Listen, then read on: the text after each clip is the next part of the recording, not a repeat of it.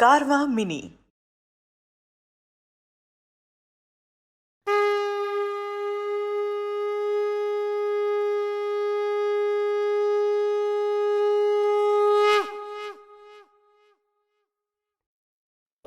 Hare Krishna, Krishna Krishna, Hare Hare, Hare Rama, Rama Rama, Hare Hare. The science of civil engineering says that we will give you protection from the extreme weather, hot, humid rains, etc. The science of mechanical engineering says we will ease your miseries of transport and travel. Similarly, medical science says we will protect you from all the miseries inflicted by the diseases. But no science says that if you get this knowledge, apply this knowledge, you will be freed from all the miseries of existence. But this is that knowledge. That is why it is called Rajvidya, the most confidential knowledge. So let us start without delay, chapter number 9 of the Bhagavad Gita, the most confidential knowledge. This session is dedicated to His Divine Grace, A.C. Bhaktivedanta Swami Prabhupada, our spiritual master, and the founder and acharya of worldwide Hare Krishna movement. Let us see verse number 1. Shri Bhagavan Vacha Idam tu te guhyatamam pravakshyamyanasuyave jnanam vijnana sahitam yajgyatva mokshase shubhat. The Supreme Lord said, My dear Arjuna, because you are never envious of me, I shall impart to you this most secret wisdom, knowing which you shall be relieved of the miseries of material existence. So Krishna is telling, knowing this knowledge, which is realized knowledge, jnanam vijnana sahitam, not just theory but realized, you will be freed from all the miseries of material existence. So important word which is used here is anasuyave. Anasuyave means non-envious. This is the qualification of Arjuna. This Krishna has been mentioning over and over again. Bhakto asime sakha cheti, you are my devotee. So Arjuna is a devotee, friend of Krishna, and Arjuna is non-envious of Krishna. So this qualification is very difficult to have. Bhakti Yoga is easy and it gives one the highest platform. It is the topmost rung of devotional service. But usually people take to it in a very, very gradual, slow process. That is why we saw in the previous chapters, Krishna mentions, Manushyanam sahasreshu kaschit yatati siddhaye. So many people ask this question that Krishna is telling Sulabham tasyaham sulabhav partha nitya yuktasya yoginah. For a bhakti yogi who is always engaged in my service, I am very easily attainable. Bhavamina chirat partha maya veshit chetam. He will not take a long time in this material world. Very quickly, I am the swift deliverer. Then why don't people take to this bhakti yoga? Why Krishna is telling Manushyanam sahasreshu kaschit yatati siddhaye? Out of thousands and thousands of men, one may endeavor for perfection. Out of thousands who have perfected their lives, one can know me in truth. No, it is very difficult because of this qualification, anasuyave. Because hardly we find a person who is non-envious of Krishna. Everybody in this material world, we are all envious. We have so many problems in life. And you see, the origin of these problems is envy. Why we have to work so hard? What is the problem basically? We have some desires here. Those desires are not fulfilled. Things don't go according to our plan. And then we get stressed out. And what are our plans? To just show off to others, maintain status quo in society. That is why everybody is working so hard. And then you have loans, and then you are not able to pay the loans, and education, and then not proper success, showing off your wealth, showing off your marks, showing off whatever. So entire hard work, tremendous pressure is because I want to show off, compete with others. This competition has made life very troublesome, even for the children now. So why this competition is there in the society? Because we are envious. We cannot see anybody going and progressing more than us going forward. Either we want to pull them or we want to go ahead, work very hard. So if you love a person, will you compete with that person? Will a mother compete with the child for limited resources? There is only one bread available in the house and both are hungry. Mother will go hungry and will tell child, you please eat. No, I don't have any hunger. She would not compete. If there is any problem, there is any attack in the house, mother will not tell, no, you don't come to my room. You face the attack. These days we are not, one nation tells you don't come to us. It is your problem. You take care. It means there is no love. There is envy. Will mother tell a child, oh, you take care. There is attack in the house. No, mother will come forward, try to protect the child. So this is called love. When a person sees, let other person enjoy, let him or her advance more, and let me remain humbly satisfied in my position. Let me wear old clothes and let my children have very nice clothes. This is the attitude of parents or mother, because there is love. Of course, that love is also not pure. So there is so much of envy in the society. We tell there should be love and love humans, love animals and this thing. But then ultimately we see this society is based on envy. Only in society of envy there is competition. There is no competition between people when there is love. And why? What is the root cause of this envy? Envy of God. Because we are envious of God. We want to replace God. That is what we all are doing. We want to become stronger than the strongest, wiser than the wisest, if there is possibility, richer than the richest, the most beautiful, most handsome. We want to become the best, and the best position is of God. So we want to go to that position. That is why in spiritual life it is being told, Das Das Dasanudasa, servant of the servant of the servant of the servant. That is why we address each other as Prabhu. Prabhu means you are master, I am your servant. This is the attitude we cultivate in spiritual life. And people do not know it is this attitude of being servant that is the source of great bliss. And it is a great platform for spiritual advancement. So when we love God, then we love everybody, because we recognize everybody is part and parcel of Lord, and then there is no cause of envy and the person is very peaceful. He is not at all disturbed.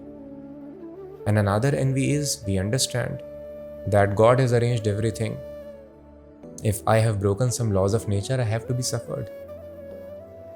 Nobody can escape if somebody has committed a crime. But if he wants to somehow escape the laws, then punishment will be more severe and more rigorous. Similarly, as per the actions we have done in previous life, Bhagavatam mentions, Yena yavan yatha dharmo dharma veha samihitaha. As per the dharma and adharma we have done in previous life, sa eva tat phalam bhungte, the result becomes fixed for the future lives. It's simple. Now I commit crime, in future I suffer. Same law applies here also. In this life and future life, our happiness and distress is the result of the karma that we perform.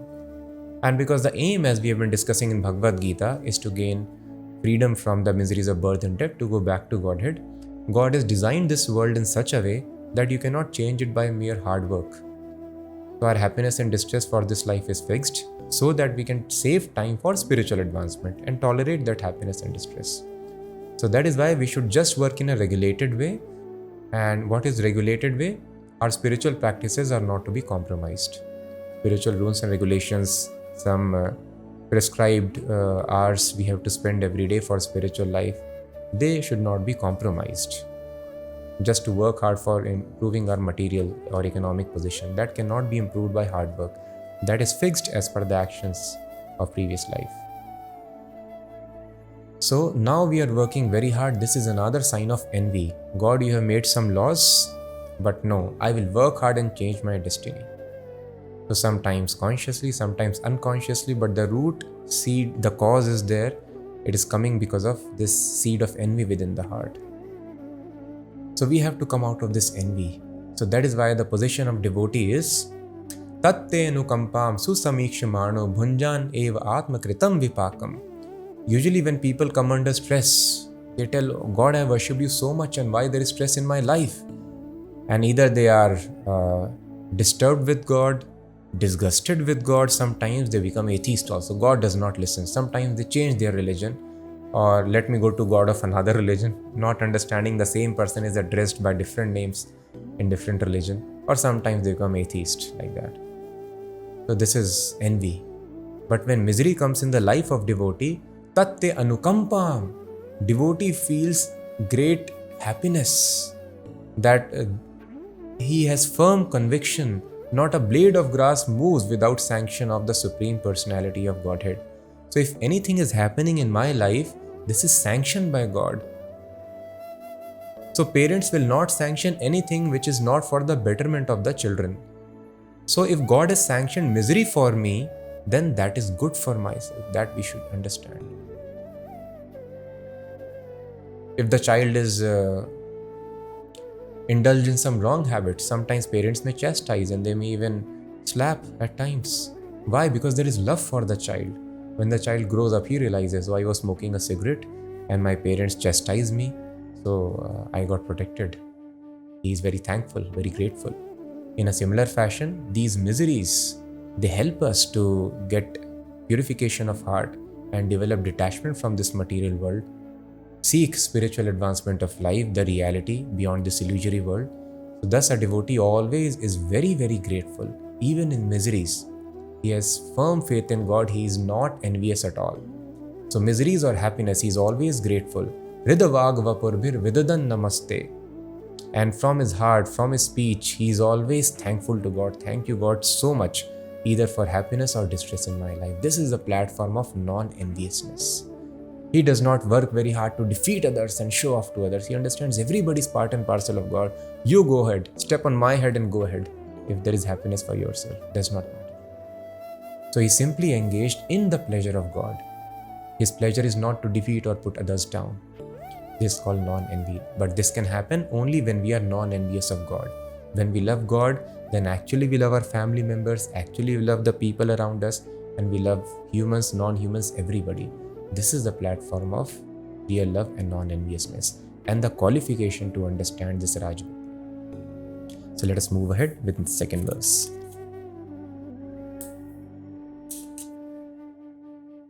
Rajvidya Rajguhyam Pavitram Idamuttamam Pratyakshaavagamam Dharmyam Susukham Kartum Avyayam. This knowledge is the king of education, the most secret of all secrets. It is the purest knowledge, and because it gives direct perception of the self by realization, it is a perfection of religion. It is everlasting and it is joyfully performed. So very important words. First of all, it is told Raja Vidya Raja Guhyam. Raja means king.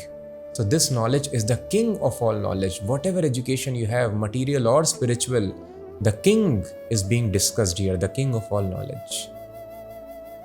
The most secret of all secrets, at the same time it is the greatest secret. Raj Guhyam. So Krishna has used this word many times. Guhyatamam, this is the greatest secret. The knowledge which was discussed in the initial chapters of Bhagavad Gita, second and so forth. They describe Guhyam, confidential knowledge, and that is the knowledge of Brahm. I am spirit, soul, different from the body. It is very difficult. Just like a person in dream, it is confidential knowledge for him that all these miseries, no tiger is chasing you. You wake up. It all appears very real. Similarly for us, all this life which is temporary appears to be real. I am man, woman, I am this body, I am dog, I am cat. So this is confidential knowledge. You are eternal. You do not die. You will continue. You were existing before you accepted this body. So a person can see everything outside this body, but nothing within the body, and we are the spirit soul within the body. So this is called confidential knowledge. Next level of knowledge in chapter number 7 and 8, it was in relation to devotional service, that is called more confidential knowledge. And the most confidential knowledge, the pure devotional service, it is described in this chapter. So it is called Raj Guhyam. Pavitram idam uttamam. It is the purest knowledge. What is the meaning of purity? In all the other fields of knowledge, there is impurity, there is contamination of lower modes of nature, mode of passion and mode of ignorance. So knowledge was mentioned, how various people, they read the Vedas in order to get material benefits of life, karma kanda portion. So that knowledge is not purest. There is mix of ignorance. Person thinks I am this body and the satisfaction of body will satisfy me. This is real happiness. So such people follow the karma kanda portion of the Vedas, means ritualistic ceremonies. They give charity so that they can become rich in next life. They open educational institutions so that they can become vastly learned. Or they worship various demigods so that they can have material facilities in this life. So this knowledge is there, it is fact. If you do this, you will get such results, but it is not pure knowledge. Because there is contamination of mode of ignorance. You are thinking you are the body, satisfying body, you will be happy. Then there is more advanced knowledge, you are not the body, you are spirit soul. But that knowledge is also not sufficient, the knowledge of the Upanishads. And because still a person thinks, I am one with God. Although that one means just like the drop of water is same as the ocean, both are water. In the same fashion, I am similar in substance to God, but there is great difference in the magnitude. This a person is not able to understand. So again, there is ignorance. Person starts thinking by reading Upanishads at times that I am God. You are that. Tattvamasi is the version of the Vedas. You are that means you are not matter, you are Brahma, you are spirit soul. But it does not mean that you are God, you are supreme spirit soul. That is why in the Vedas, in the Upanishads, it is also mentioned that you are different and God is different. Nityo nityanam chetanas chetananam. There is one consciousness and there are plural, many consciousnesses. There is one eternal consciousness, there are many eternals. Ekaha yo bahunam vididhati kaman. That one supreme personality, supreme consciousness. Par Brahma, how it is different from plural, unlimited consciousnesses? Because this one consciousness, supreme consciousness, fulfills the desires of all infinitesimal consciousnesses. So thus this difference is also given in the Vedas, but it is very confidential. So there is a tinge of ignorance in this knowledge also, and a person starts thinking that I am God. But this knowledge is purest. You understand you are spirit soul, different from body, and just knowing this is not sufficient. You have to know you are a spirit soul. What is your actual designation? Now you are thinking you are man, woman, identifying with some name, but you have a real identity. You have a form. What is your real form? What is your real relationship with God? How to act in that relationship? This is called perfect knowledge, pure knowledge.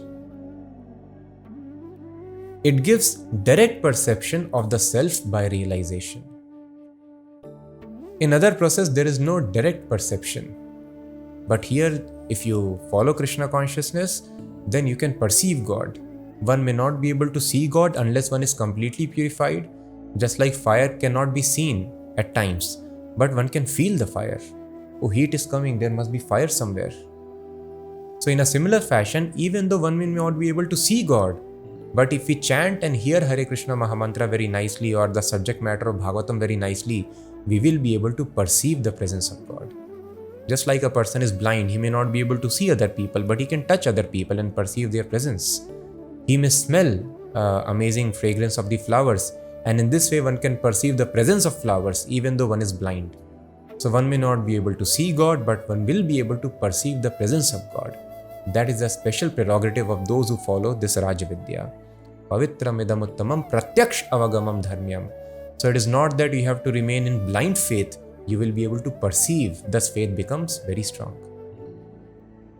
And, so it offers perception of God, it offers perception of spirit soul, and it is the topmost knowledge, so it would be very, very difficult to perform. Just for gaining confidential knowledge, I am not the body, the sages have to do lot of tapasya, lot of yoga we saw.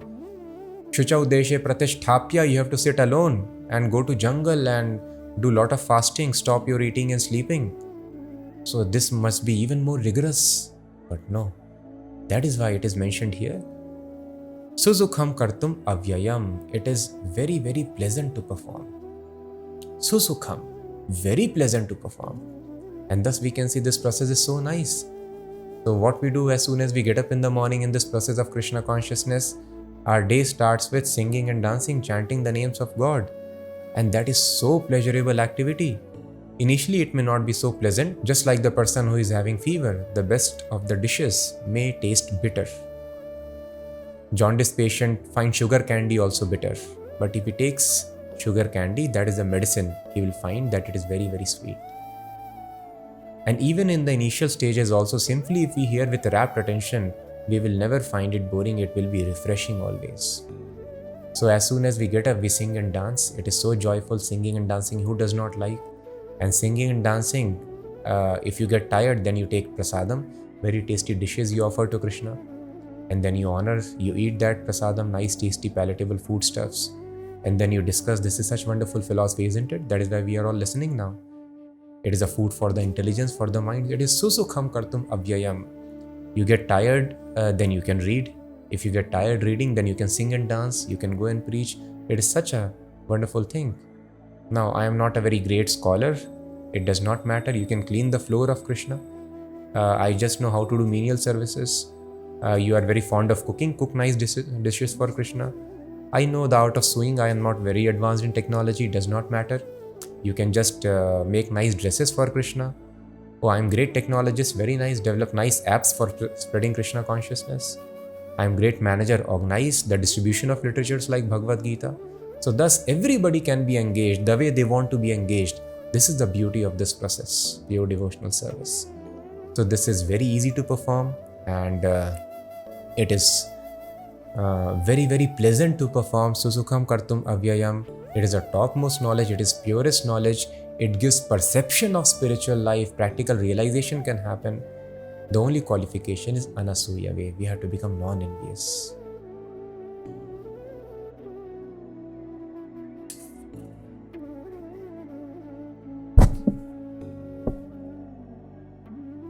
Ashraddhadhanav purusha dharmasyasya parantapa aprapya mam nivartante mrityu sansara vartmani. Those who are not faithful in the path of devotional service cannot attain me, O conqueror of foes, but return to birth and death in this material world. But some people who are not able to put faith in this process, ashraddhadhana purusha. So, because you have not seen God and so many doubts can happen, that is natural. We are infinitesimal, atomic spirit soul. We want to understand infinite spirit. Just to understand the science of these bones, teeth within our mouth, you have to study 4 or 5 years. And then you become a dentist. And you study 6-7 years, you become ophthalmologist. And you have just knowledge of the small organ called eye, that is also very limited. And you want to understand knowledge about everything, who has the source of everything, the supreme creator. So one is bound to get confused. So those who get carried away by such confusion are not able to put faith on this process, then mrityu sansara vartmani. Aprapya mam nivartante, they are not able to attain me. So those people who first want to do complete research and then they want to follow Krishna consciousness, for them the process is bahunam janmanam ante gyanman mam prapadyante. They want to first do discovery, and once they are fully convinced by doing this discovery by their senses, when they have understood, perfectly got convinced, yes, Krishna is Supreme Personality, He is Creator, He is the origin, He is in the heart of everybody, His energies are only spread everywhere. When they get convinced thoroughly, then only I will start worshipping Krishna, chanting the names of Krishna, engaging in His worship. Then that will take a very, very long time. But if a person is little wise, follows Buddhi Yoga, Yoga of intelligence, he sees that all those great authorities who have dedicated their lives to find truth, they are telling me that this is right. So why do I suffer for so many lifetimes of birth and death? So these people who have dedicated their life to find truth, they are telling it is fact. And those people who follow this path, they get the result. So, and there is no loss. What is the loss in chanting the names of God? What is the loss in reading, spending time, discovering the wonderful knowledge in these books? And what is the loss? Anyway, I have to eat food. If I keep in front of Krishna, I eat. What is the loss? So let me try, let me experiment. So those people who are able to follow in little good faith, then they advance. But those, no, I first want to discover everything, they take many, many lifetimes. So initially it is but natural that we will have doubts. We have doubts in any field of knowledge. But we should understand our faith is actually deceptive in this material world. The faith is also the result. We will discuss this science beautifully. It is mentioned in Bhagavad Gita in the coming chapters. How the faith is also the result of field of activity. For example, a moth, because of ignorance, is convinced, if I go approach closer to fire, I will be very happy. But the moth loses its life. This is called faith in ignorance. A person is convinced, oh, if I get this man or woman, my life would become successful, and sometimes they are able to get the love of their life. But in a couple of days or months, they realize, actually, my love of life has become the distress of my life. Why this happens? We were convinced. Materialists are convinced, if I get money, I will be happy. Or if I get this position in society, I'll be happy, not noticing. Those people who have these positions, are they happy in their life? So this is called actually blind faith. Pashyanapi na pashyati. I am seeing those people who have acquired this are not happy. Where is the cause of possibility of my happiness in acquiring these things? So thus we have to understand the faith that we have is the result of the senses and the mind that I have got. The senses of moth and his brain, mind is convincing him, you jump into fire, go closer to fire, you will be happy. And the mind cheats us. People get cheated by their mind thinking this man or woman will make you happy, but it does not make. They get cheated, this position in society will make you happy. Mind and senses convince them. But then, so we have to understand our fate depends upon our mind and senses. If a person is blind, he cannot put faith whether the person standing in front of me is beautiful or not. He can never put faith. Because eyes don't allow to have faith. Similarly, a person who is sick, he cannot put faith, this dish is palatable or not, because the tongue gives only bitter taste whatever he eats. So our fate depends upon our senses and mind, our body. That is why we have to understand real faith on substance, on reality is acquired by people who are completely beyond the clutches of this body, who are liberated souls. That is why we have to see who is the liberated person and what are his convictions about life. We should try to follow that person, those liberated people. So we have to understand this point very carefully. So initial stages in spiritual life, because we are very small and this body is completely under control of material nature, we may get distracted and lose faith. But we have to understand what is the value of our faith. A child is having faith, if I play my entire life, I would be happy, does not realize the importance of education. The tribals were having faith, the sun is dying every evening and the new sun takes birth every morning. Does it make any sense? So we should not depend upon our faith and our perceptions. Our faith simply depends upon the body. That is it not sensible? It is very sensible, common sense. So faith should be upon the knowledge given in the user manual, the Vedas, Vedic literatures. Or the faith should be upon the liberated personalities who are not getting affected by the material nature. Now we are completely affected by material nature. That is why it is told in Updeshamrita, Vacho Vegam Manasa Krodha Vegam Jivva Vegam Udropastha Vegam. Any person who is able to control the urges of the body, we have urge to talk, we cannot be silent. Manasa Vegam, mind, there is urge to think of this thing, that thing. Lusty thoughts, angry thoughts, we cannot control. So Manasa Vegam, Krodha Vegam, Jivva Vegam, tongue wants to taste many things palatable. Even though I am diseased, I know this is wrong, I still end up eating that. Jivva Vegam. Udaropastha Vegam, the vega of belly, fill it more. And the vega of reproductive organs, very strong. So one who is able to control these vegas, one who is not affected by the forces of material nature, Sarvam apimam prithvim sa shishyat, such a person can make disciples all over the world. So one has to find a person who is free from the clutches, from the modes of material nature. But what is our education system? Become more and more controlled by material nature, more and more conditioned. Vedic education means remain satisfied in every situation, control your mind, control your senses, get free from the clutches of material energy. Now we are more dependent. Now I am creating more addictions in my life. I wanted 5 lakh rupees earlier. Now I cannot sustain without 20 lakhs. I cannot sustain without 1 crore or 100 crores. If I make 50 crore profit, I am under great stress. 50 crore is not satisfying. Is that liberation or conditioning? We have become more dependent on money. Earlier I was dependent on 5 lakh rupees. I am dependent now on 50 crore rupees in my life. So now earlier I was satisfied, but now I have people, I cannot live without those people.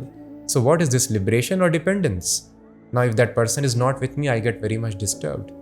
So in this way we are creating more and more. If I cannot eat that thing every day, I cannot have a cup of coffee every day, I cannot have beer every other day, I become disturbed.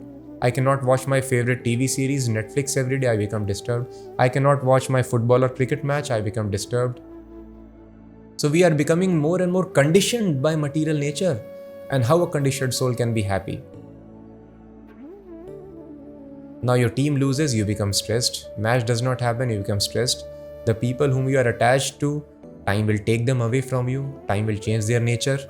Or time can cause calamity and accidents. We become stressed. In this way, the more we are conditioned with the pegs of material nature, we lose our freedom. And Vedic culture means Ya Vidya Sa Vimuktaye. Not Vedic culture, it is common sense also. Knowledge means Vimuktaye, which liberates you. And this knowledge makes you conditioned. Now you find a good job. If you don't find job after education, then you are hopeless. So no. So that is why, please, whenever there is confusion in life, always you can reflect what we have discussed here in the explanation of this third verse. Don't depend upon senses and our faith. Child is having faith, tribals are having faith, sun is dying, sun is rising, moth is having faith. What is the value of such faith and perception? Find a liberated person. Find the Vedas, the user manual. Try to understand this is authorized knowledge or not, and then try to follow. So this is the process of advancement. So those who are able to understand this thing, they make advancement. But ashraddha, those who are not able to understand the simple thing, they base their convictions, their direction in life, basis what their senses and mind, these inputs are giving them, then they are lost. They don't attain me. Maya tatam idam sarvam jagadavyakta murtina matsthani sarva bhutani nachaham teshvavasthitaha. By me, in my unmanifested form, this entire universe is pervaded. All beings are in me, but I am not in them. Now Krishna is explaining his position. Maya tatam idam sarvam. God is spread everywhere. How? Avyakta murtina. Again, it is in our reference in context of the conditioned souls. We cannot see God. So that is why God, for conditioned souls, he is avyakta. Otherwise, for pure devotees, always seeing God at every moment. He is situated within and he is situated without. But for normal conditioned souls, avyakta murtina. But murtina is important here. Unmanifest form. Formlessness is never supported by the Vedas. Those who have comprehensive knowledge of the Vedas, that is why murtina. Murtina means form. Krishna is spread everywhere in a form which is unmanifest. Masthani sarva bhutani nachaham teshu avasthita. All entities, living beings are situated in me, but I am not in them. Nachaham teshu avasthita. What does it mean? That all the living beings are in me, but I am not in them, because we understand that Krishna is present, Krishna has entered everywhere. Yes, Krishna has entered everywhere, but in his original form, he is situated in the spiritual world, in his original abode. And that Krishna explains in the next verse. Nacha matsthani bhutani pashime yogamaishwaram bhuta bhrinna cha bhutastho mamatma bhuta bhavanaha. And yet everything that is created does not rest in me. Behold my mystic opulence. Although I am the maintainer of all living entities, and although I am everywhere, still myself is the very source of creation. So first Krishna tells everything that is created rests in me, all beings are in me. And he's telling yet everything that is created does not rest in me. So this is contradictory. Everything is resting on Krishna, everything not resting on Krishna. So like this we find Arupayo, Ururupaya. Krishna has no form and then he's having many forms. These contradictions can be perfectly adjusted in the supreme, all-powerful, majestic personality of Godhead. That is why he is God. So what is the meaning of this contradiction? Everything is situated in Krishna and yet everything is not situated in Krishna. It means not personally everything is being sustained by Krishna. Example, a king is there. So king, we can tell that king is maintaining all his subjects. But is king personally maintaining, personally going and feeding them, personally giving them clothing and arranging, engaging them? No. King has got ministers and so many departments. In this way, everybody is being maintained. But king would be directly maintaining some people. King is directly maintaining his son, his family. In a similar fashion, in the spiritual world, Krishna directly maintains them, sustains them. But in material world where we are living now, it is impersonal maintenance by Krishna. Krishna is not directly sustaining, taking care of them. So in this way, every living entity, all the beings are situated in Krishna, just like everyone is being maintained by the king, and yet not everyone is being maintained by the king. So in material world, Krishna takes care impersonally. In spiritual world, Krishna takes care personally. So thus this thing completely rejects the impersonal conception of life. Krishna is telling everything is situated in me, but everything is not situated in me. So if Krishna was simply an energy which is spread everywhere, then everything would have been situated in Krishna, but this is not fact. So impersonalism is again defied here. That absolute truth is not only impersonal. Impersonalism, just like sun's energy is everywhere, in a similar fashion, Krishna's energy is everywhere. In this way, Krishna is spread everywhere, but personally, Krishna is present in his own spiritual abode. Yatha kasha sthito nityam vayus sarvatra go mahan tatha sarvani bhutani marsthani ti upadharaya. As the mighty wind blowing everywhere always rests in ethereal space, know that in the same manner all beings rest in me. So we think that the space is something vacuum or empty. Space is not empty. Space is a substance that is called Khe or Kham. Shabd Khe Paurusham Nrishu. Just like there is a screen, on the screen movie is projected. So when you're seeing the movie, you hardly notice the screen, but it's the screen which is the cause of all the visible forms that you see in the movie theater. In a similar fashion, the space, it's a real energy. But you don't see this energy, but it is the space, this energy, which is a cause of all the manifestations that we see around us. You can call it a three-dimensional screen. So just like the wind is sustained in space, everything is being sustained by Krishna. Sarva bhutani kaunteya prakritim yanti mamikam kalpakshay punastani kalpadau vistrajamyaham. O son of Kunti, at the end of the millennium, every material manifestation enters into my nature, and at the beginning of another millennium, by my potency, I again create. Prakritim swam avashthabhya visrajami punah punaha bhutagramam imam kritsnam avasham prakratir vashat. The whole cosmic order is under me. By my will, it is manifested again and again, and by my will, it is annihilated at the end. So Krishna is telling, do not think I am an ordinary person, your chariot driver or your friend. I am the person who is sustaining all the, not just planets, solar systems or galaxies, and not just the universes, but the entire material and spiritual existence. Everything is sustained by me. Arjuna is talking to that personality who has created so many universes. You can just imagine what is Krishna. From the microbial living entities to the greatest of the planets, galaxies and universes Krishna has created. And this person is standing in front of him. So thus Krishna is establishing his position before he explains devotional service unto him.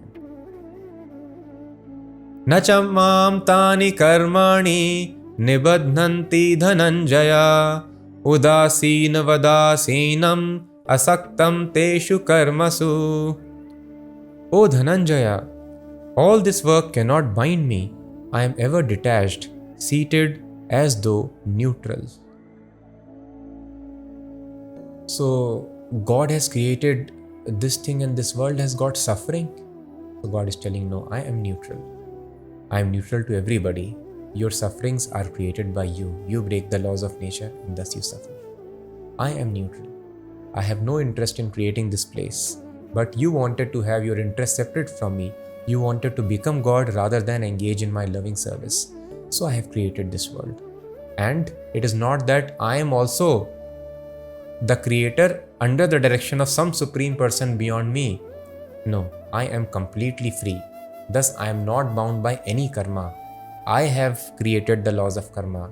So Krishna is telling here, Na chamam tani karmani nibadnanti. I am not bound by any work, any laws of karma. I have created laws of karma. I am completely free in all my actions. Mayadhyakshena prakritihi suyate sacharacharam hetunanena kaunteya jagad viparivartate.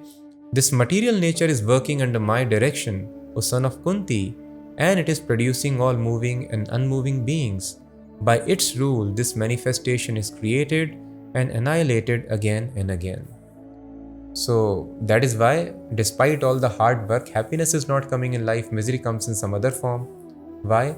Because the miseries which we have created for us, they will come to us because material nature is acting under direction of Krishna, and it is not some impersonal energy which we can escape by our small scientific maneuvers.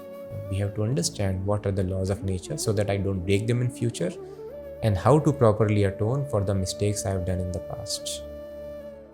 So Krishna is telling material nature, we see, oh, nature is so smart, nature is so intelligent, how nature has given the substance within the spider, how to make webs, and also the intelligence, not just substance. If somebody gives us substance, now you make computer out of it, we will not be able to assemble computer. Or even if somebody gives us the sticky substance and they tell us you make this cobweb, we will not be able to do it. If we are given the substance, you make the honeycomb, we will not be able to do it. But the substance is given and the skills are also given. Just see the amazing technology. So the pig has got attraction for the stool, and the pig does not get diseased by eating stool. If we eat stool, we'll get diseased.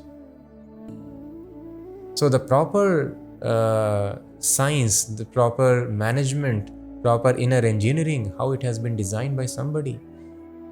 So thus people are very inspired to do research. So we should understand who is the perfect scientist behind all this amazing creation. He is Supreme Personality of Godhead. He is telling, under my control this nature is acting.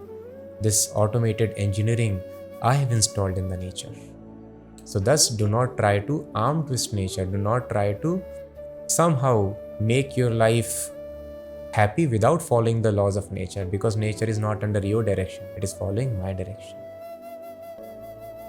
Avajananti mudha manushim tanumashritam param bhavam ajananto mama bhuta maheshwaram.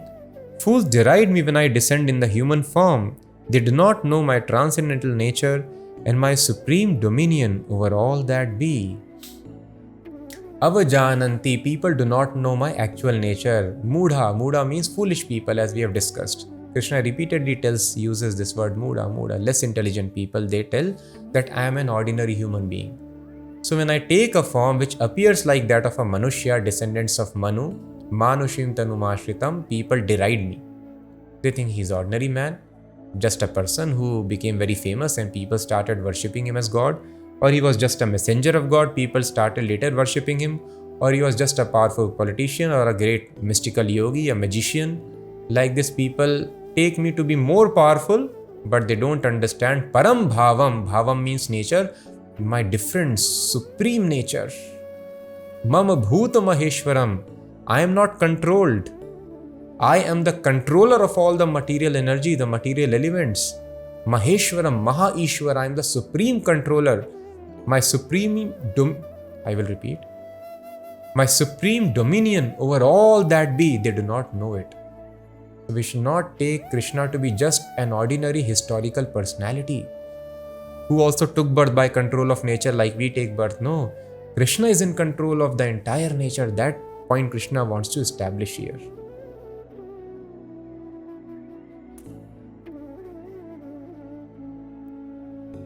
Moghasha mogha karmano mogha jnana vicetasaha rakshasi masuram chaiva prakritim mohinim shritaha.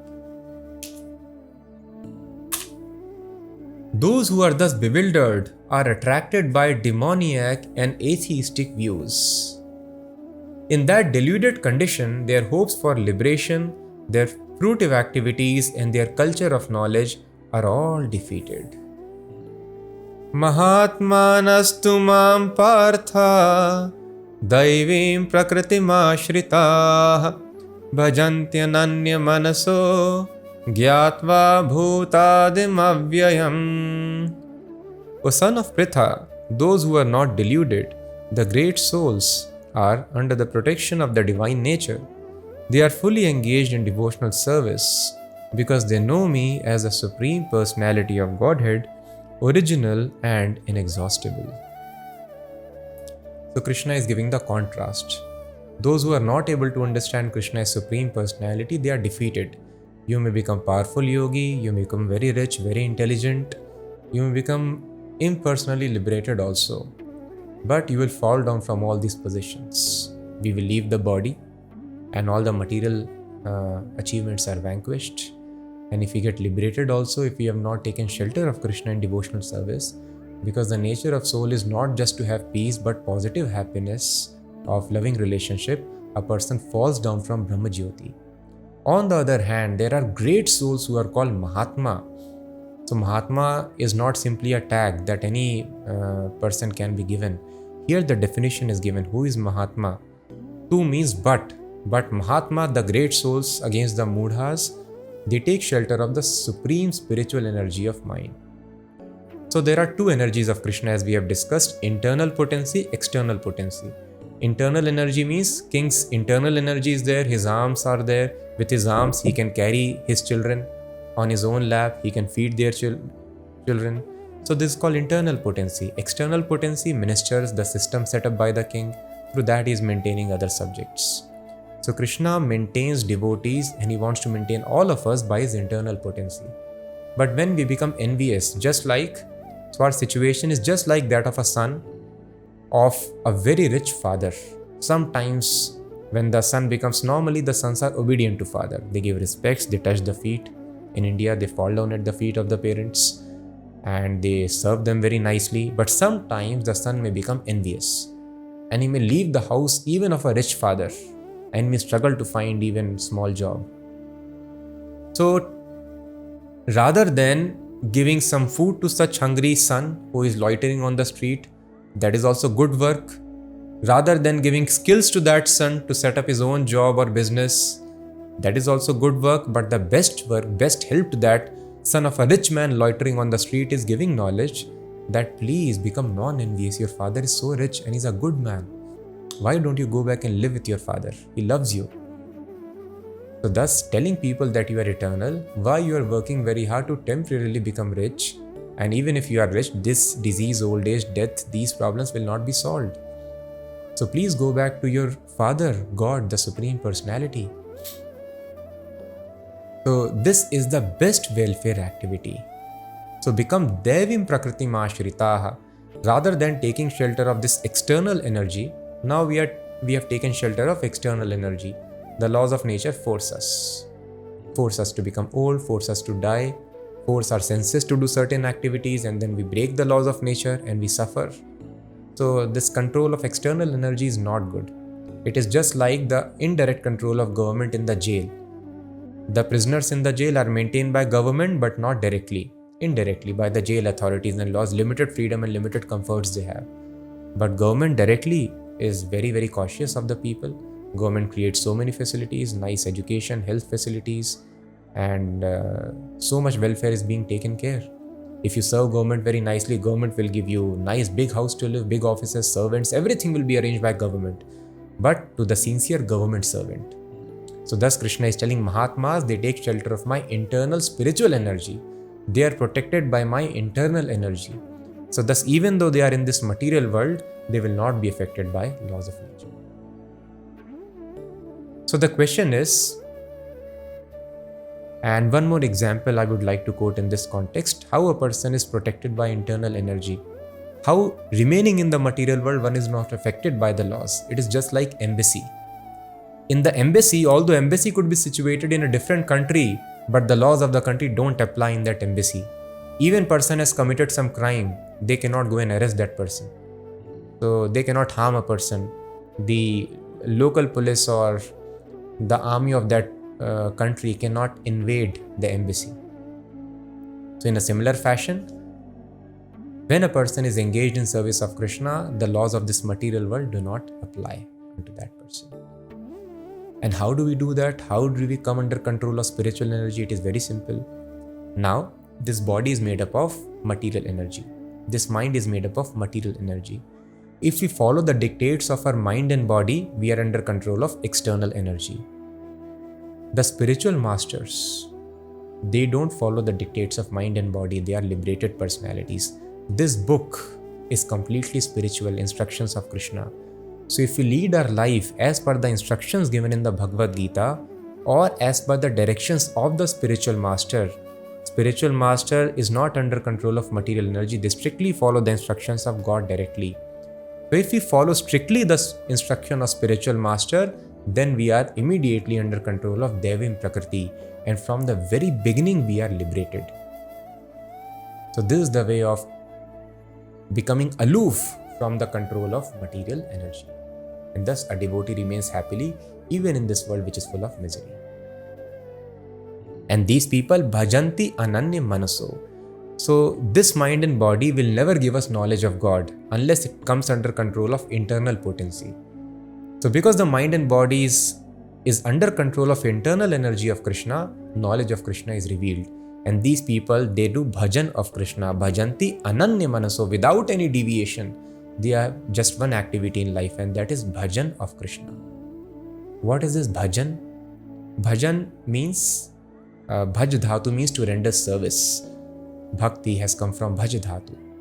So what is the meaning? The definition is very nicely given. Sarvopadhi vinirmuktam tatparatvena nirmalam rishikena rishikesha sevanam bhaktir uchyate. So normally we think bhakti means we have to leave everything and maybe sit in a temple and do something. No. Arjuna did bhakti by shooting arrows for Krishna. Rishikena rishikesha sevanam sarvopadhi vinirmuktam. Understanding I am not the body, I am spirit soul. So my body belongs to Krishna. So let us use my body and skills for Krishna. This is called bhakti. If your body has got skills and orientation to fight, you fight for Krishna. It has got orientation to do research, you do research on Krishna. It has got orientation just for cleaning the floor, clean floor for Krishna. Business skills, do business for Krishna. That is called bhakti. You are a student, take education for Krishna.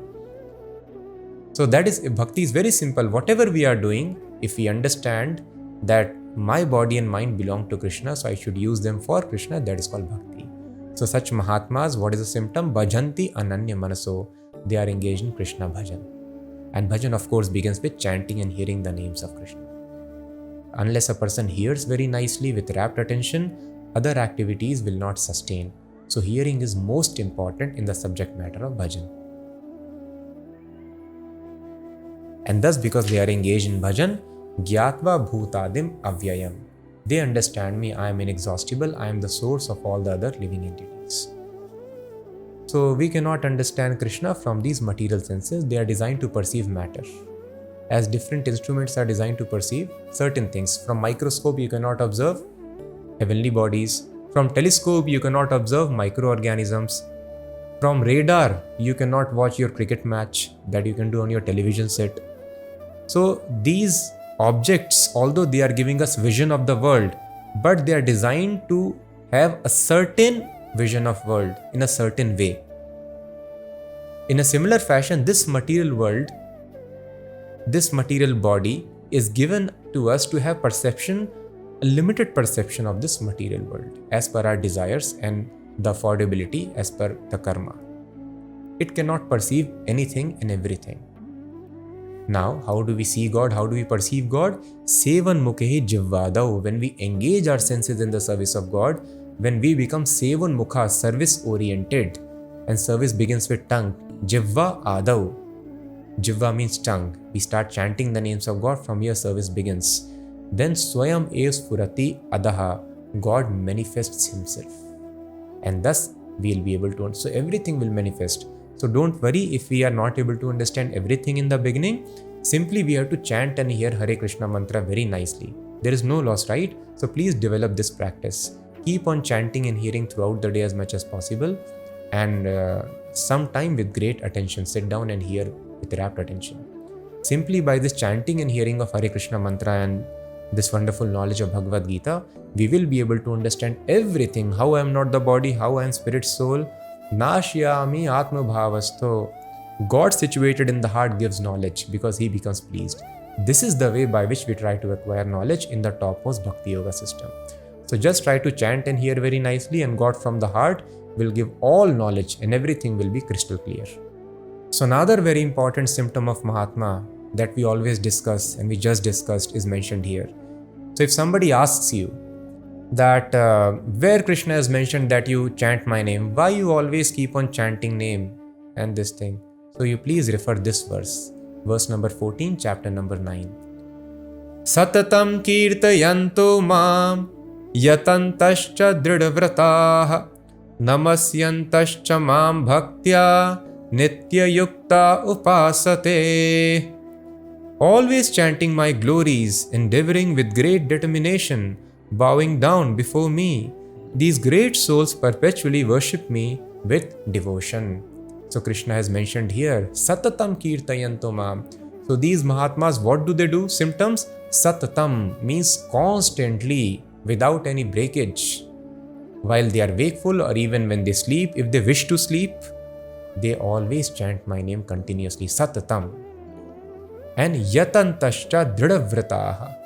They engage in my service with great determination. So people engage in tasks with great determination in this material world. Somebody is determined, I will get this man or woman in my life. Somebody is determined, I will crack this examination. In this way we have determination. Why? Because we are convinced this thing will make me happy. So when a person is convinced that Krishna is God, then he will obviously engage in his service with determination, because everything is under his control. If I serve him, if God is pleased, why do we want to serve a big company? Because I'm convinced I'll get a lot of money. This company is rich, big. So if I get convinced about Krishna, whatever Krishna has described here, all the planets, the entire world, Krishna is maintaining. He is avyayam, he is inexhaustible. The laws of nature are prakritim. It is under my control. Maya adhyakshena prakriti. Then such a person will obviously surrender to Krishna. But this conviction is not easy to develop. That is why only Mahatmas, great souls, are able to do this. So for this, we have to engage in service of Krishna, as we discussed. Satatam kirtayanto mam sevan mukhe jivvadau. When we are kirtan, constantly we are doing kirtan, we do this practice, Krishna becomes pleased. He purifies our senses, removes the material contamination, and then we are able to perceive, see God and understand everything about science of God. And when we understand, then obviously we'll engage. We want to serve people. Why am I serving some rich man of this world? Let me serve the richest Krishna, the most powerful Krishna. So because such people have no doubts about Krishna, they engage in Krishna's service with determination. So two things we have to do. Purify this body by engaging in Krishna's service, constantly chanting his name, and don't contaminate your body by breaking the 4 regulative principles: meat eating, intoxication, gambling, and illicit sex. So take the medicine and don't take the food which is harmful. These two things, if you are cautious of, body will become purified. And with pure spiritualized body, The body will look like the same, but it will be purified. Just like the water, after purification looks the same, but it is purified. In a similar fashion, this body becomes purified of Rajoguna and Tamoguna, then we can understand very clearly everything. Namasyantascha mam bhaktya nitya yukta upasate. Again, the word is used, bhaktya. So the Mahatmas are bhaktas, are devotees. The Jnanis, the Ashtangi yogis, the Karmis, Krishna has not recognized them as great souls, Mahatma. They are on the path. But Mahatma means only a bhaktya. How many times Krishna has used? Bhajanti annanya manaso. He does bhajan without any deviation. Again, bhaktya, in great devotion, he offers me respects. And nitya yukta upasate, he is always engaged in my service, my worship. Upasate means worship. So here Krishna has mentioned the position of mudhas. They think Krishna, they are ordinary. He is ordinary, I repeat. So Krishna has mentioned here the situation of mudhas who take Krishna to be an ordinary person, then position of Mahatmas, and then Krishna is giving the gradation now. Those people who are not Mahatmas but they are on the path, what is their situation? Jnana yagyena chapyanye yajanto mamupasate ekatvena prithakvena bahudha vishvato mukham. Others who are engaged in the cultivation of knowledge worship the Supreme Lord as one without a second, diverse in many and in the universal form. So those people who follow the process of Gyan, path of knowledge, they are not Mahatmas. They have to reach the platform of Supreme Gyan, Bhakti. So Gyan Yagyena Chapi Anye. Others who are not Mahatmas, they follow me by Gyan Yagya. And these Gyanis, they worship Krishna not in a suitable way, but in three kinds of worship. They are also worshipping me only, Krishna is telling. Yajanto mam upasate. They worship me, but in different features. Not in the supreme feature, the two-handed Shyam Sundar form, but ekatvena prithaktvena bahuda vishvato mukham. So as we understood that Krishna is Satchidananda, pure spirit, and we are also pure spirit, but they misunderstand that I am same supreme spirit. So they start thinking that I am God and they worship themselves. That is called ahangrahopasana. But at least they understand I am not the body, so they are also advanced. If they advance further, this misconception may be removed, and then they understand what kind of God I am. I have toothache, I cannot cure my toothache itself, and I have to rush to a dentist. Why am I thinking I am God? So many planets are there, can I control the motion of those planets? Then they realize I am not God actually. I am God's substance, but not in magnitude. So some people who think I am that supreme personality. So just like the nature is creating various hallucinations, I am man, I am woman. This is a last snare of Maya. The material nature makes you believe that you are God. Yes, that is why we should never depend upon our perceptions. They will cheat us. So this perception is created by Maya. You start feeling I am God. I am the universal consciousness. This is called ekatvena. Then prithaktvena. Another class of jnanis, they think God has got so many forms. Any form can be imagined. So you can worship either Ganpati, or you can worship Shiva, you can worship Durga, you can worship Surya. These different forms are there. And these are all imaginary forms. Any form, prithaktvena, means so many separate, so many different plural forms are there. So this is also one class. And third class is Bahuda Vishvato Mukham, who do not have any conception beyond the material manifestation. As we discussed, Adi Daivam. This universe also is body of Krishna, because Krishna has entered in this universe has taken certain form. And they worship this universe as the supreme organism, and we are part and parcel of this supreme organism. This is called Bahuda Vishvato Mukham. They are also impersonalists. But because they understand there is a conception of God, they are also advanced than the gross materialists. Aham kratur aham yagyaha swadhaham aham aushadham mantroham aham evajyam aham agnir aham hutam. But it is I who am the ritual, I the sacrifice, I the offering to the ancestors, the healing herb, the transcendental chant. I am the butter and the fire and the offering. So some people who do yajnas, dravya yajna, offer the material ingredients into the fire. Krishna is telling, I am everything. I am that fire, the consuming agent. I am the offering. I am the offer. I am everything. Because everything is manifestation of my energy. Pitaham asya jagato mata dhata pitamaha vedyam pavitram omkara riksam yajurevacha. I am the father of this universe, the mother, the support, and the grandsire. I am the object of knowledge, the purifier, and the syllable Om. I am also the Rik, the Sam, and the Yajur Vedas. Pitaham asya jagata. So I am the father, and Lord Shiva is considered to be our father. Because the souls which are impregnated into this material world, they are coming from Lord Shiva. But Lord Shiva is also coming from somebody, Mata, Dhata, Pitama. So Krishna is telling, I am father, I am grandfather, grandsire also. So Lord Shiva has come from Lord Brahma, and Lord Brahma also has come from somebody.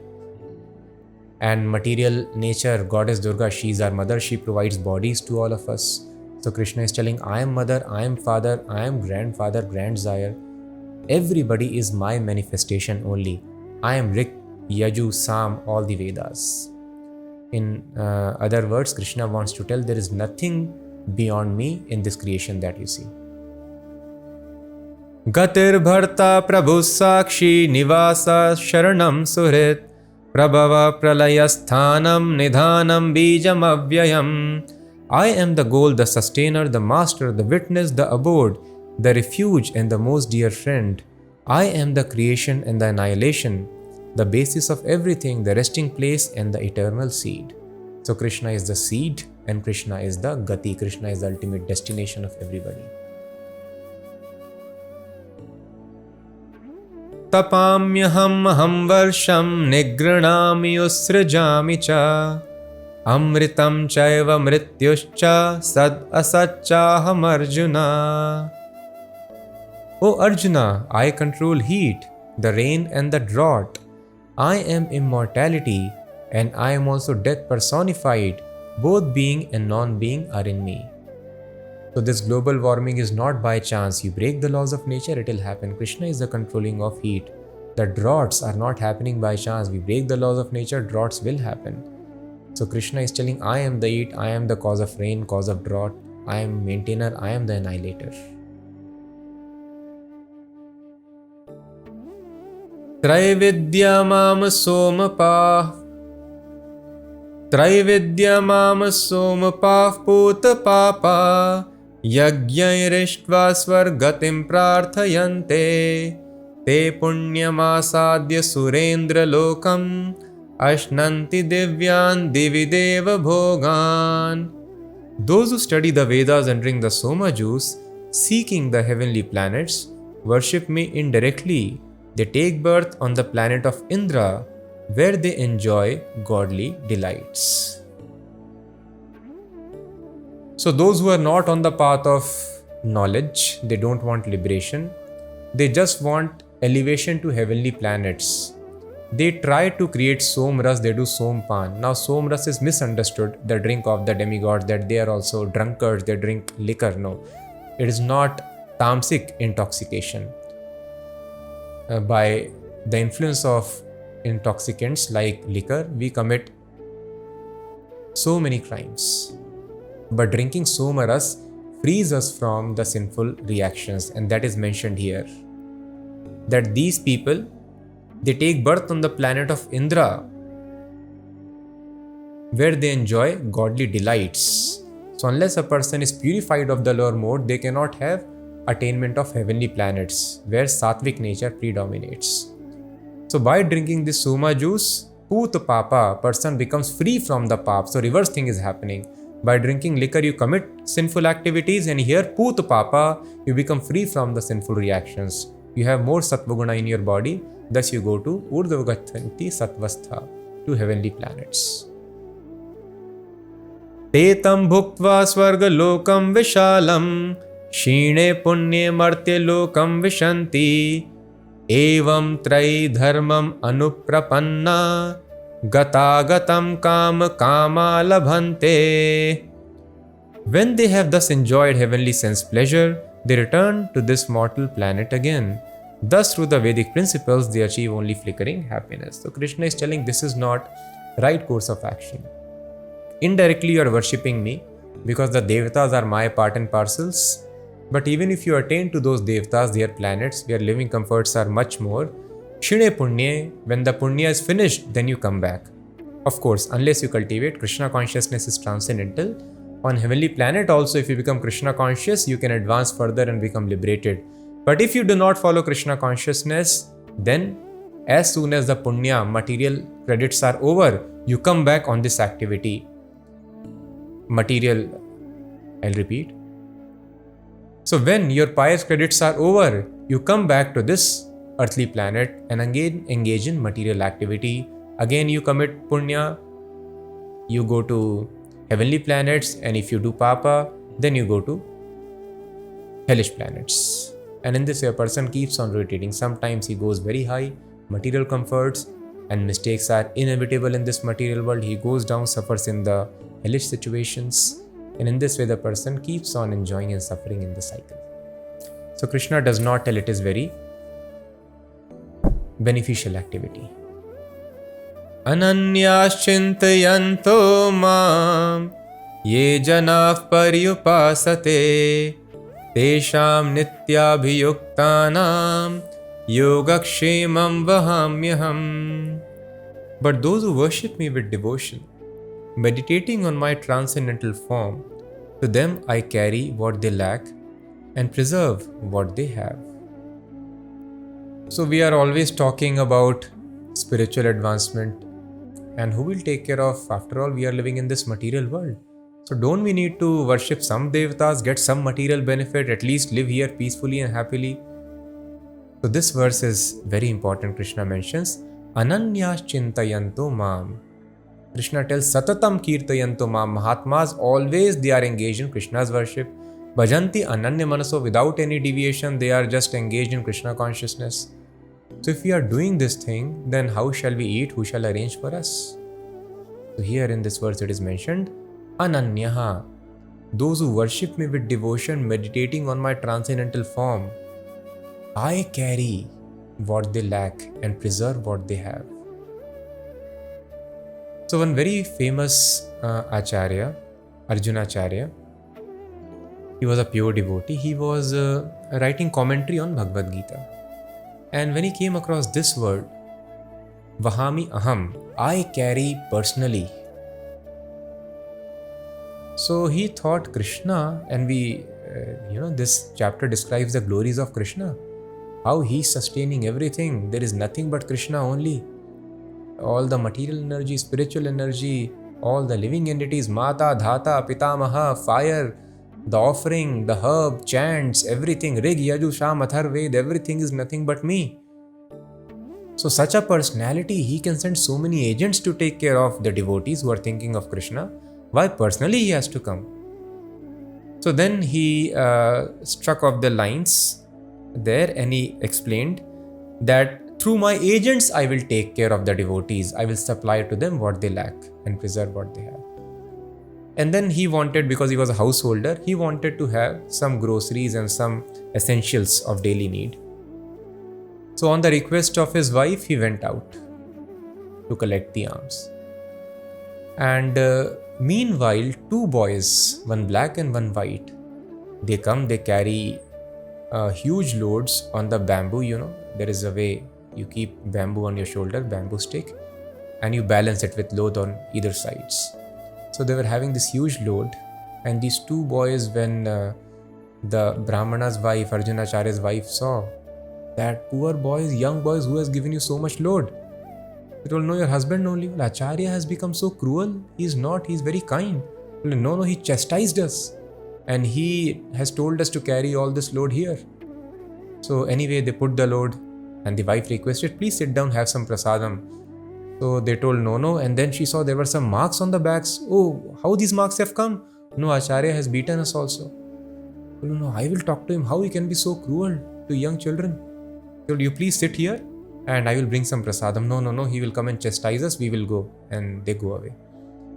And when Arjuna Acharya returns, and then the wife talks, how Acharya, you have become so cruel.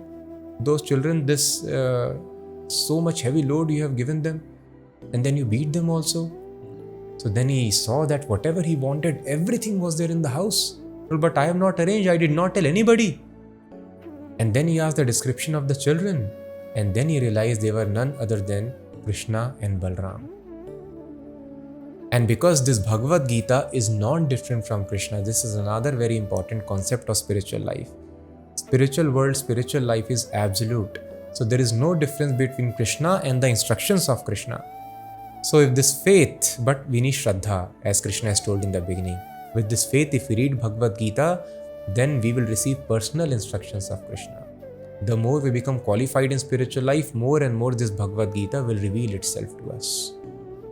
So thus, just see such an amazing opportunity we have. Personal instructions of Krishna we are getting when we hear Bhagavad Gita or when we read Bhagavad Gita. So because Bhagavad Gita is non-different from Krishna, Krishna wanted to show by his mercy to his devotee. When he struck off the lines on Bhagavad Gita in the commentary, the marks were there on the back of Krishna. So thus we should, with great faith, love. These are the practical historical incidents. Now, of course, some of you may believe, some may not, but you do some research work, we'll find many such instances are there. They keep on happening. So, Yogakshemam Vahamyaham, Krishna is telling. It is not that Krishna has so much love for his devotees, because a devotee has nothing other than no business other than serving Krishna. Krishna's only business is to serve his devotee, to take care of his devotee. Thus, Arjuna is being served by Krishna in a very menial capacity as his charioteer. And here personally, not by his agents. Personally, Krishna supplies. So thus an intelligent person just tries to satisfy Krishna. And then we will never be in scarcity. So we should try to do this ananyas chintayanto mam. Always we are absorbed in thoughts of Krishna. But how to do it? Because we have to do so many activities. Even though we may do for Krishna, in our job we need to have attention. In everything we may need some attention. So that is why Krishna has told Mahatmas, what do they do? This verse is very important. Mahatmas satatam. So there are so many qualifications of Mahatma. But in the first line, Krishna has mentioned the most important qualification of Mahatma. And what is that? Satatam kirtayanto mam. Always they are chanting my names. So this is easy to do. We are doing any work. If you practice, then we can keep on chanting. And with some practice, we will not be disturbed by that. Srila Prabhupada gives the example, in the Indian villages earlier, women have to fetch water from the reservoir. So they would have an earthen pot on their head and sometimes pot over pot.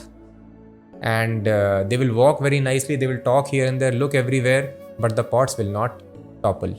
So this is practice. You can do all the activities, look here and there, talk, walk. Sometimes they can dance also keeping so many pots on their head. This is practice.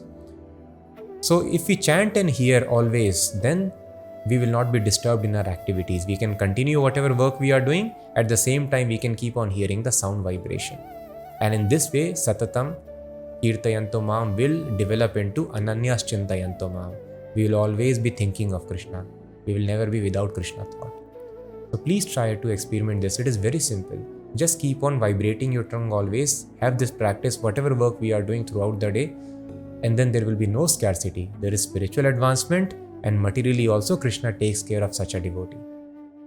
So when Krishna takes care, when Krishna wants to protect, who can steal anything from us?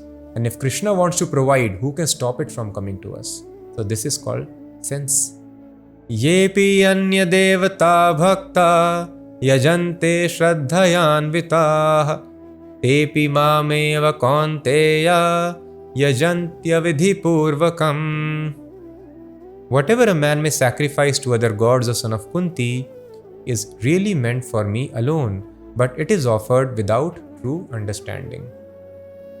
Krishna has repeated before also in 7th chapter again that those people who worship other devatas, kama, staita, rita jnana, their intelligence is stolen away by their desires, material desires. Alpa medasam, their intelligence is less because the results are temporary. So those who are devotees of other devatas, they are worshipping me only. Yajante Shraddhayanvita Tepi Mameva Kaunteya. They are worshipping me only, O Kunti Putra. But Avidhi Purvakam, they are worshipping me in improper way. The example given is just like somebody is pouring water on the leaves or branches. He is pouring water on the tree only, but Avidhi Purvakam, there is no benefit either to leaves or branches or to the entire tree. But if you water the roots, entire tree, leaves, branches would be nourished. So this is the way of worshipping Krishna, directly chanting his name, engaging in service, then Devtas are satisfied. If you worship Devtas directly it is mentioned, people don't read, just see the verses, direct verses of Bhagavad Gita. Where is the question of mal or different interpretation? Anya Devta Bhakta Avidhi Purvakam. It is Avidhi, improper way. You are putting water there on the leaves and branches. It doesn't serve the purpose. Aham hi sarva yajnanam bhokta cha prabhureva cha natumam abhijananti tatvena taschyavanti te.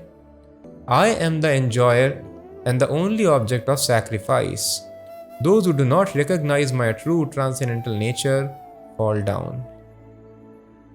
So Krishna has been mentioning Karmanye vadikaraste ma phaleshu katachana. You have right to do your duty, but you don't have right on the results. Why? Yagyarthat karmano anyatra loko yam karma bandhana. The works are meant to be done for sacrifice. The result should be sacrificed. Otherwise, karma bandhana, you'll get entangled in the laws of nature, repeated birth and death. Material bodies your karma will produce. And Krishna told, you sacrifice, duirena hi avaram karma. Don't do this fruitive activity, enjoy the results. Sacrifice the results of your work. For whom it has to be sacrificed? Here Krishna is again telling, Aham sarva yajnanam bhokta. Bhokta ram yajna tapasam, Krishna mentioned previously also. Now he is telling again that I am the master of sacrifice, I am bhokta, I am the enjoyer of sacrifice. So all the sacrifices should be done for me only, for my pleasure. And those who do not understand this, Krishna is ultimate enjoyer of sacrifice, they fall down from their positions. Yanti devavrata devan pitrin yanti pitravrataha bhutani yanti bhutejya yanti madhyajinopi mam. Those who worship the demigods will take birth among the demigods. Those who worship ghosts and spirits will take birth among such beings. Those who worship ancestors go to the ancestors, and those who worship me will live with me. Some people tell you worship anybody, you will get the same result. Krishna has denied that previously. Here again, Krishna is again reaffirming the same statement. Yanti devarata devan pitran yanti. If you worship devatas, you go to respective planets. You worship pitrilokas, ancestors, you go to the planet where they are living. You worship ghostly spirits, then you go to become riksha, yaksha, a ghost. And if you worship me, then you come to me. So Devtas have their planet, the ghosts also live in some planet, ancestors live on planets. Similarly, I have my spiritual planet. If you worship me, you will come to me. If you come to me, here everything is completely spiritual, no influence of time. So thus different results are attained by worshipping different personalities, different manifestations of Krishna in this material world. Ghosts, tamasic result, you also will become ghost. Devta, you become Devta.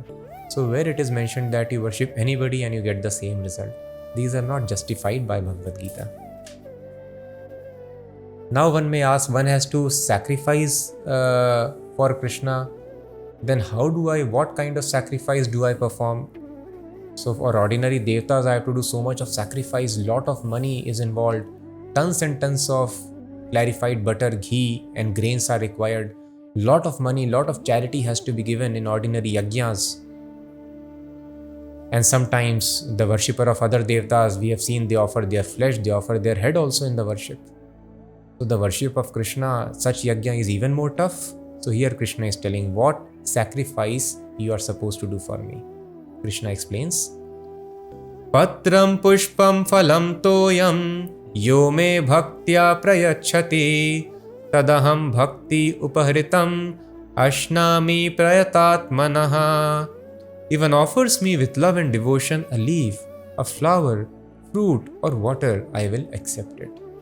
So Krishna is telling, does not matter. If you are not very rich, you don't have resources, patram pushpam phalam toyam. You can offer me leaf, you can offer me flower, you can offer me water. Please offer it to me. Some fruit you can give it to me. These are naturally available. So these things anybody can afford.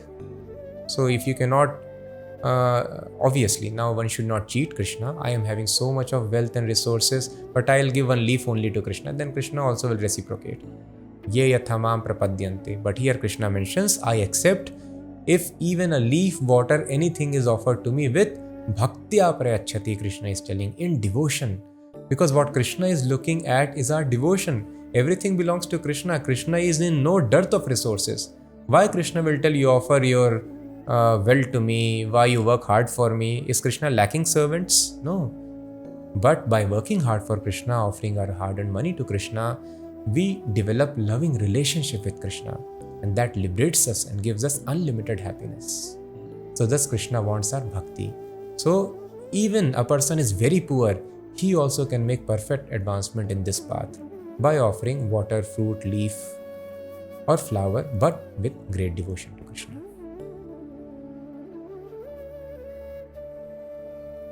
Yat karoshi yadashnasi yat juhoshi dadasi yat tapasyasi kaunteya tat kurushva madarpanam. O son of Kunti, all that you do, all that you eat, all that you offer and give away, as well as all austerities that you may perform, should be done as an offering unto me. So now I cannot offer even patram pushpam phalam toyam, does not matter.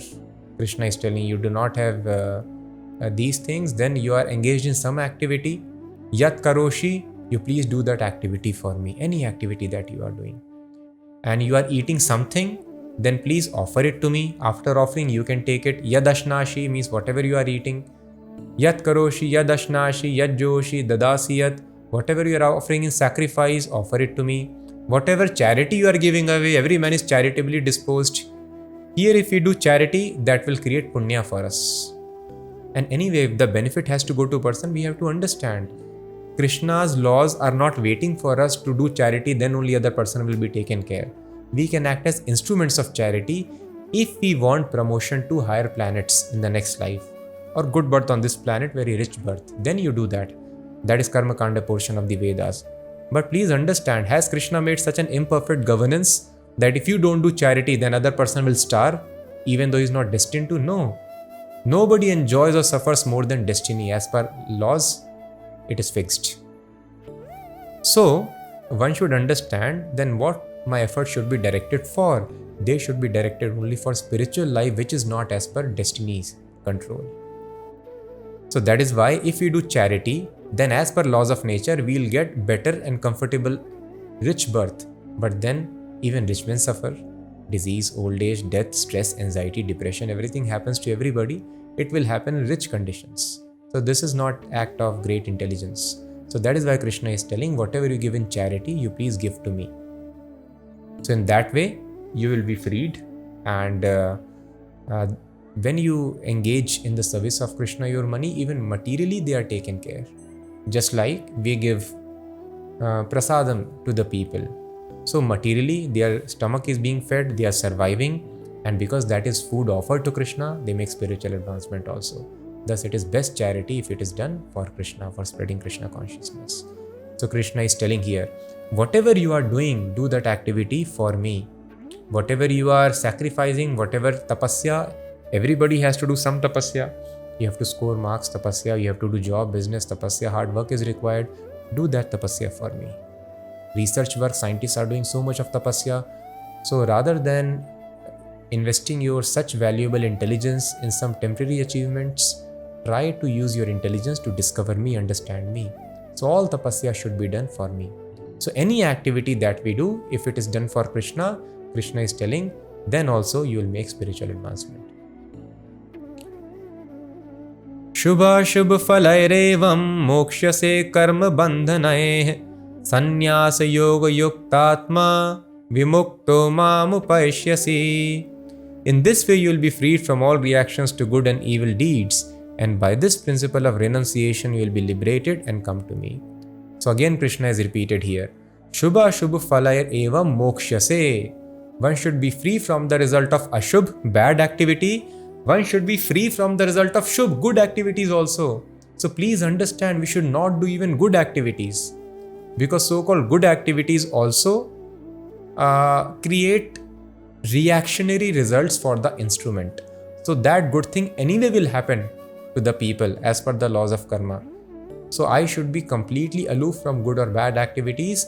I should engage in Krishna consciousness. So when all my activity, charity, whatever I am eating, it is offered to Krishna, then I am free both from good and bad activities, good and bad results. Then I am free from karma bandhan. And sannyas yoga yuktatma, such a person is actually sannyasi. And such a person attains Krishna.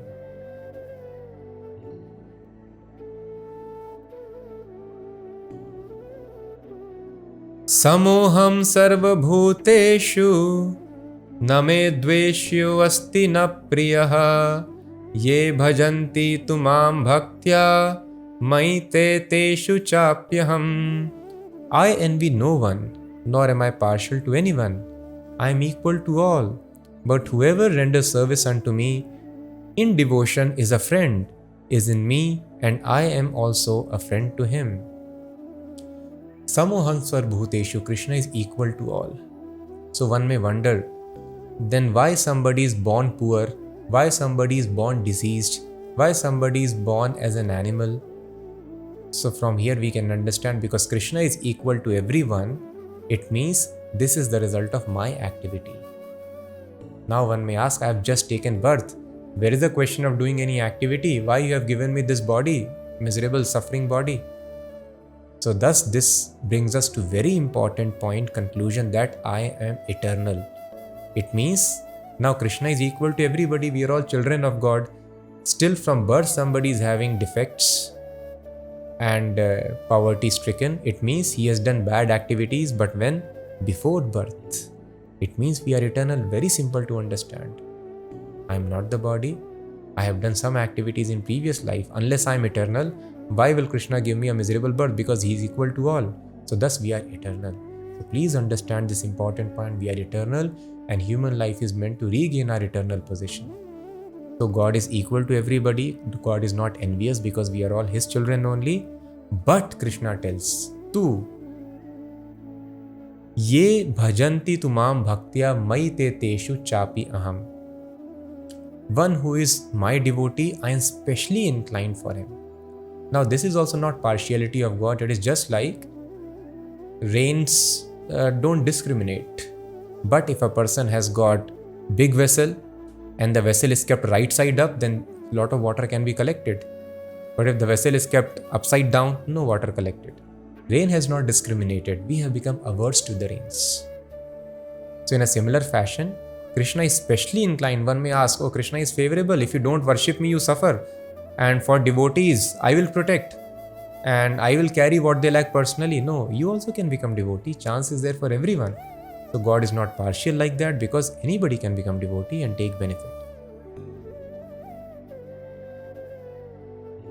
Apiche suduracharo bhajate mamananya bhak sadureva samantavyaha samyak vyavasito hisaha.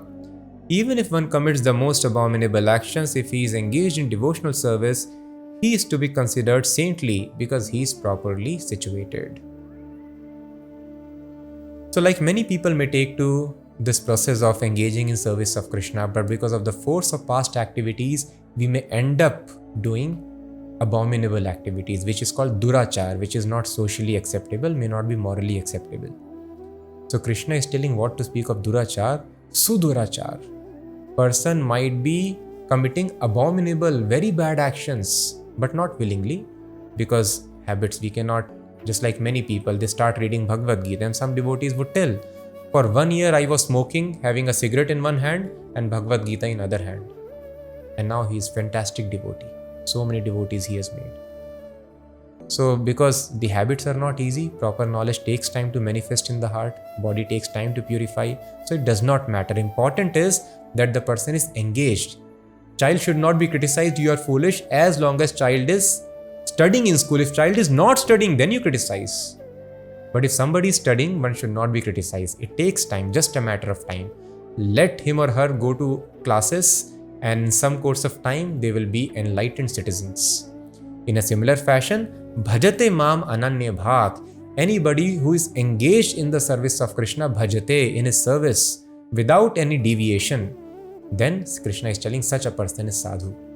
But sometimes he does bad activities, so maybe he is not 100% sadhu. No, Krishna is telling 100% sadhu. You don't criticize. All these activities will stop, as Krishna tells in the next verse. Kshipram bhavati dharmatma shashvat shantim nigacchati kaunteya pratijanihi name bhaktav pranashyati. He quickly becomes righteous and attains lasting peace. O son of Kunti, declare it boldly that my devotee never perishes. So Krishna is telling those who are not devotee, moghasha mogha karmano, all the results, they may be very sober, very gentle, all good habit and good manners, but after death they may become animals. Everything is lost. But name bhakta pranashyati, my devotee never perishes. Because he is in touch with me in my devotional service, he will become very, very purified very soon. Dharmatma, very soon he will become Dharmatma and attain lasting peace. As long as we break these laws of nature, even though we are engaged in service of Krishna, we will be disturbed. But if we stick to the service, so that is why more important is the service of Krishna. Don't worry much about bad habits. They will get corrected. Keep on trying. Some fall downs, failures will be there. Please don't get discouraged by that. If we follow under proper guidance, very soon our mind body will be purified and we'll attain lasting peace. So devotee's position is so high, even externally they may not know manners, may not know how to behave, may commit very bad actions also, but one is not supposed to criticize, who is engaged himself, ananya manaso. Mam hi parthavyapashritya yepi syu papayo nayaha Striyo Vaishyas tata Shudras Tepi Yanti Param Gatim. O son of Pritha, those who take shelter in me, though they be of lower birth, women, Vaishyas, merchants, as well as Shudras, workers, can approach the supreme destination. So spiritual advancement needs favorable circumstances. Human form of life, a sattvic body, body of Brahmanas, or that of Raj Rishis, saintly kings, they are very favorable because they are advanced in sattvic nature. Senses are under control, mind is under control. I'll repeat. Senses are under control, mind is under control. They are very, very truthful, very clean, very great clarity is there about spiritual knowledge. Material attachments are not there. They make very fast advancement. And other bodies, those of Vaishyas, mercantile community, or the working class, Shudras, untrained people, or women. In these bodies, Rajoguna and Tamoguna is very high. Material attachments and desires are very strong. So they are not considered very favorable for spiritual advancement. But even in these bodies, because this process which Krishna is telling, it is so powerful, it acts directly from the spiritual platform. So Krishna takes charge of guiding the devotee from the heart. So it does not matter if mind and body is not suitable. So he is telling here, Ye pisyu papiyoneya. So when we do sinful activities, we get such bodies which are high in Rajoguna and Tamoguna. So even in such bodies, such a birth is also not a disqualification for those Mam hi parth vyapashritya, those who have taken specifically shelter of mind. So anybody who takes shelter of Krishna, all the bodily and mental limitations are surpassed immediately. So thus it is a great news. There is no limitation. Our spiritual destiny is in our hands. Material destiny, happiness, distress is fixed. But spiritual destiny is in our hands. There is no disqualification if we surrender to Krishna. Follow the advice of our loving Father, the Supreme Person. Kim punar brahmanav punya bhakta rajarshayas tatha anityam asukham lokam imam prapya bhajasva mam. How much greater then are the Brahmanas, the righteous, the devotees and saintly kings who in this temporary miserable world engage in loving service unto me. So if we have got body which is actually sattvic of that of Brahmanas or Rajarishis, devotees, then that is even greater fortune. We should not miss this opportunity. And important words which are used here is anityam asukham lokam. In the previous chapter, Krishna mentioned dukkhalayam ashashvatam. This place is abode of miseries. Again, Krishna mentions asukham. There is no happiness in this world. So please, God is telling over and over again, in this place there is no happiness. So where is happiness here? Where we are going to die and the people we love, we are going to die. And we may suffer horrible conditions. And more so when our prerogative is to have an eternal life full of all happiness. So thus, happiness is not possible here. That is a design, because everybody by nature is full of envy in the bodily concept of life, and thus they create miseries for their own selves because of this ignorance. So it is anityam and asukham lokam. Even though for a time being we can be happy, it is anityam, it is temporary. Very soon distress will knock on our doors. So now this is the most confidential knowledge of all the instructions that Krishna has given. This instruction, this verse, shloka, Krishna will repeat again at the end of Bhagavad Gita, again repeating, now please hear, Shunu me paramam vacha, my supreme instruction, here again. So there is no doubt that this is the supreme instruction of Bhagavad Gita. And what is this supreme instruction? Please hear carefully. This surpasses all the process, scientific, rigorous, difficult, easy processes, whatever Krishna has described before, of Karma Yoga, Jnana Yoga, Dhyana Yoga. This process surpasses, and this is Manmana bhava madbhakto madhyaji mam namaskuru mame vaishyasi yuktvaivam atmanam matparayanaha. Engage your mind always in thinking of me, offer obeisances and worship me. Being completely absorbed in me, surely you will come to me. So we don't belong to this place. In a dream world, a person is lost like this. We have got lost here in this material world.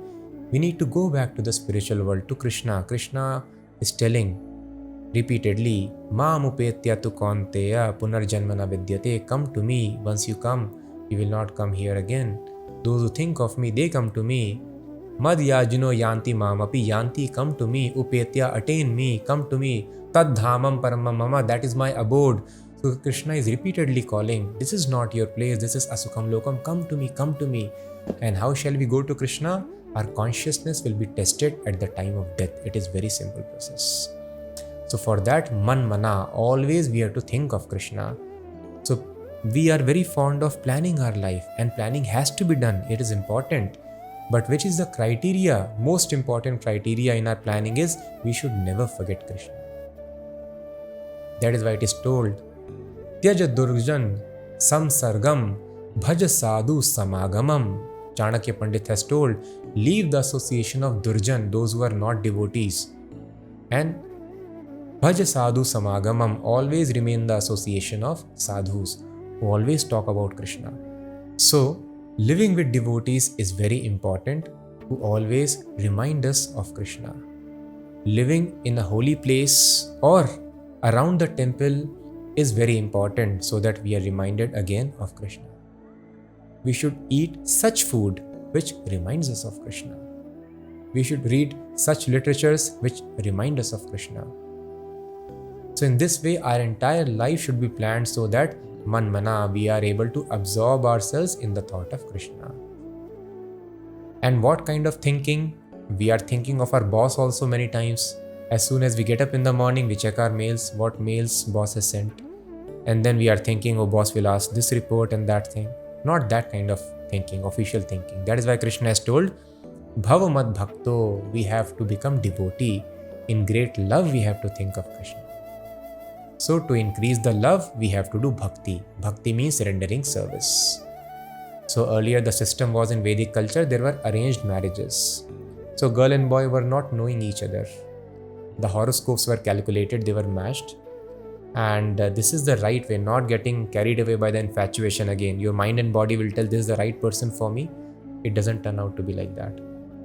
So the horoscopes predict you have got this nature, these qualities you are manifesting or will manifest in future, and your life partner should have matching qualities. Then you will be compatible. So in this way, marriages were taking place and they were having stable marriages. Now you test your partner very nicely, rightly, but there is so much separation and divorce is happening. So when there is no love and they would marry each other, how love will develop? They will start serving. So by service, love develops automatically. So this development of love is required for devotional thinking. For that, bhav mad bhakto, engage in my service. So always think of me and become my devotee, mad yaji, and worship me. Respect has to be there in bhakti, worship has to be there. And mam namaskuru, offer your respects unto me. So these simple things we have to do. Man mana, think of Krishna. Just these 4 things if we do, then our life is perfect. Krishna is telling here, mam eva. Eva means definitely or certainly, without any doubt. Mam evaishyasi yuktva eva maatmana mat parayanaha. You will come to me without any doubt if you follow this process. Man mana, always think of Krishna. In this thinking we discussed how it is possible, as the Vedas are telling, Agni Puran is telling, Brahmanda Puran is telling, Brihanardiya Puran is telling, and we saw here in this chapter itself, verse number 14, Srimad Bhagavatam is telling, Vedanta Sutra is telling, Anavritti Shabdat, liberation happens by sound, so Shabda. Sevan Mukhe Jivva Dav we discussed, Padma Puran, Jivva Dav Jivva, it begins from tongue. So everywhere chanting the holy names of God is glorified. Nama Sankirtanam Vishnu Sarva Papa Pranashanam Pranama Dukkha Shamanas. All the miseries will be resolved. God will reveal himself. We will be able to perceive God, perceive the presence of God simply by chanting. So Satatam, this is the first condition of Mahatma which Krishna has told in this confidential knowledge in this chapter. So thus I request, please always develop this practice. Keep some reminders, keep some alarms so that throughout the day, as people get up in the office, they cannot work without tea, coffee or smoking. You also get up in your office in between every half an hour, 40 minutes, go chant for 5 minutes, come back. In this way, somehow train yourself that constantly throughout the day you keep on chanting. Then you can be doing your work and you will be hearing Krishna's name also with some practice. And then yourself you will realize how peaceful you have become. And then if you can also sacrifice your hard-earned money for Krishna, as Krishna told, Tat Kurusha Madarpanam, you see how much peace you have. Practically you can experience. So it is very scientific process Krishna is telling. Jnana Vijnana Sahitam Pratyaksh Avagamam Dharmyam. Practically you will see how my life is so peaceful. How? I will repeat. Practically we will see how our life is so peaceful and blissful. How I am making spiritual advancement and I am able to perceive the presence of Krishna. All the concepts will be understood. Just man mana. Always keep on chanting Krishna's name so that we can think of Krishna. And don't do sinful activities. If you do sinful activities, we become forgetful of Krishna.